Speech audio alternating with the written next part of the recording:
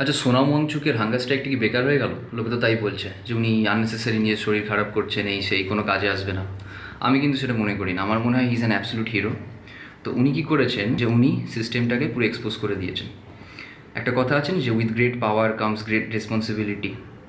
তো পাওয়ারে থাকা মানুষগুলো যে 21 জন স্টুডেন্টকে সুইসাইড করতে বাধ্য হলো, এবং এটা কত বড় রেসপন্সিবিলিটি, এবং এটা করার পরেও কোনো রকম অ্যাকাউন্টেবিলিটি না দেখিয়ে যে আমি ক্ষমতাটা ধরে থাকবো, আমি আমার পথ ছাড়বো না, এটাও যে কত বড় একটা রেসপন্সিবিলিটি, সেটাই তো সোনাম ওয়াংচুক এক্সপোজ করে দিল সাধারণ মানুষের কাছে, যে পাওয়ার কতটা রেসপন্সিবিলিটিগুলোকে পালন করছে। এবং দেখুন, এটা শুধু নিট এক্সাম নিয়ে নয়। আমার মনে হয় Wangchuck is very relevant to all the issues we have right now in India.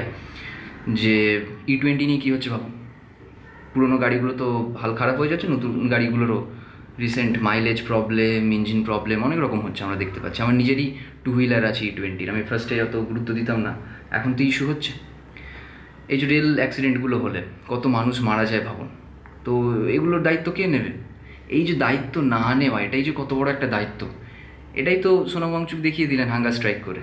যে তারা কেউ একবারও এলো না, এবং আসার মানে পথ ছাড়া তো দূরের কথা, একবার যে কথা বলে যাবে, কোনো দায়িত্বই নেই সেটার। এবং আরেকটা ব্যাপার যে ফার্স্ট 10 দিন যখন সোনাম ওয়াংচুক হাঙ্গার স্ট্রাইক করলেন, তখন কিন্তু এটাকে নিয়ে অত কথা হয়নি, কিন্তু আজকে দেখুন সবাই এটাকে নিয়ে কথা বলছে। বড় বড় ক্রিয়েটারেরা তো কথা বলছে, এই পলিটিশিয়ানেরা আসছে। এটা কিন্তু 10 দিন আগে ছিল না, আজকে কিন্তু হচ্ছে। তো এটাও আমি মনে করি ওয়াংচুক স্যারের একটা বিরাট বড় সাকসেস আছে। দেখুন, শিক্ষামন্ত্রী রিজাইন করবে না, কারণ বলা যায় না, সেটা প্রধানমন্ত্রী অবধি টানতে পারে, অনেক রকমের ভয় আছে ওদের মধ্যে। তো এটা আমরা মোটামুটি সবাই জানি, এবং মন্ত্রিসভায় তো কি সাফেল হবে না কি হবে মাঝখানে বলা হচ্ছিল, সেটা হয়তো করতে পারে, সেটা পরে বা কিছু। কিন্তু তার মানে এই নয় যে সোনাম ওয়াংচুক এতদিন ধরে যে হাঙ্গার স্ট্রাইকটা করলেন বা এখনও যে করে যাচ্ছেন, সেটা ফেল হয়ে গেল। উনি কিন্তু লোকের চোখে আঙুল দিয়ে দেখিয়ে দিলেন সিস্টেমটা, যে সিস্টেমটা কীরকম।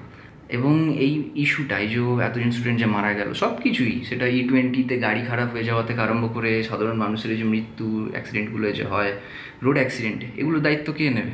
এগুলোর দায়িত্ব পাওয়ার তো নেবে না, কারণ এটাই তো তাদের সবথেকে বড় দায়িত্ব, এটা এবং তারা পালন করছে।